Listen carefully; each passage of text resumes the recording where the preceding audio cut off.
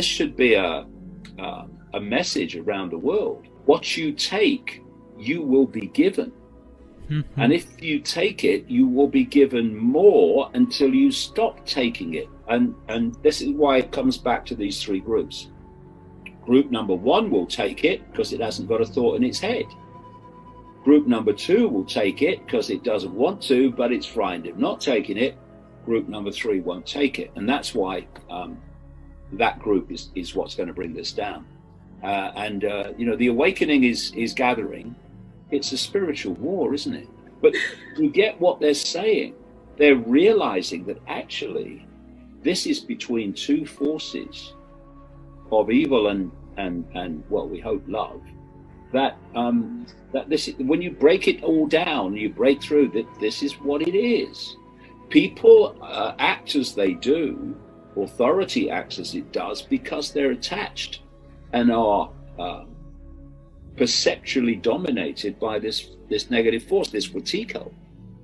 And as people awaken, they're increasingly perceptually influenced by love and expanded states of consciousness, wisdom.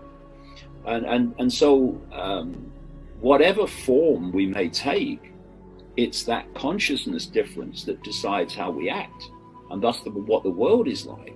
And to hear more and more people say, well, it's a spiritual war, isn't it? They started to see that this is the level it's operating at.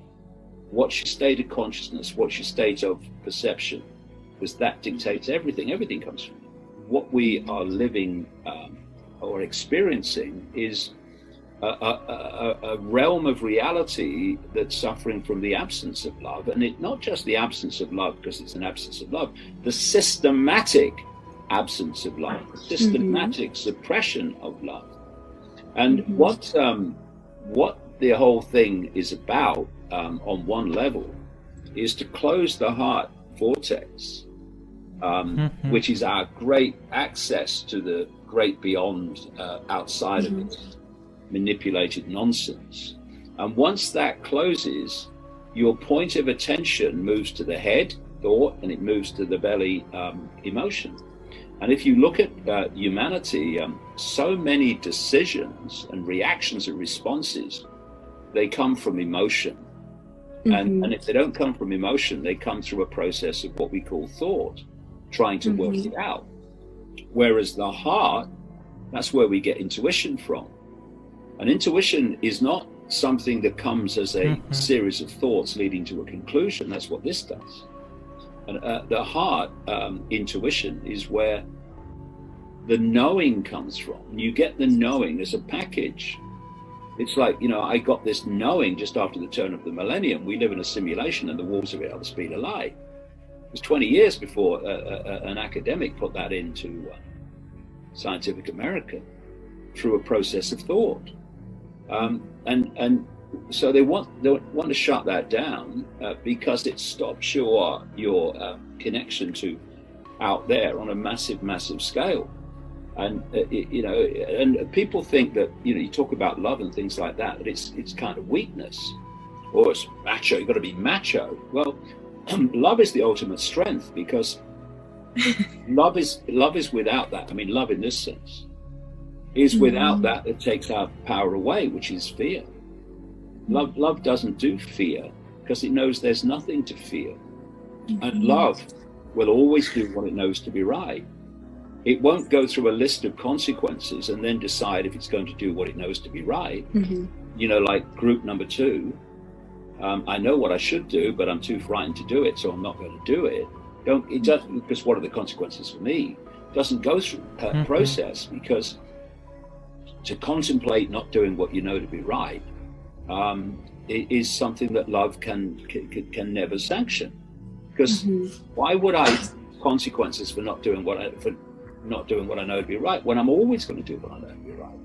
You know, and so it's the ultimate strength. It's the ultimate power.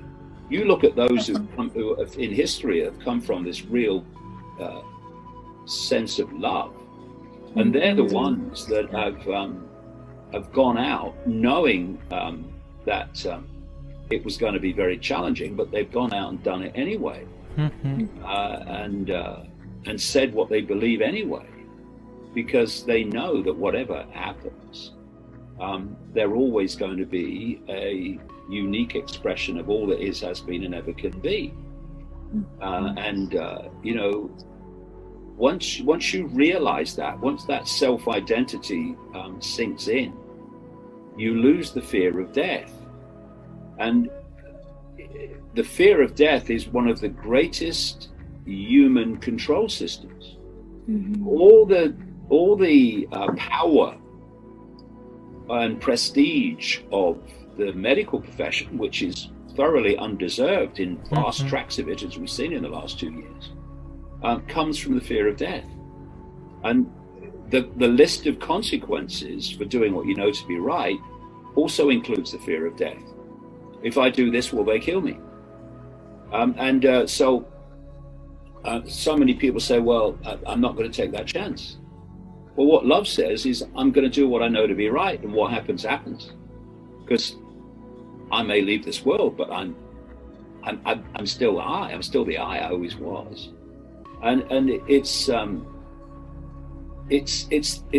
the ultimate power, not least against this force of evil, because the force of evil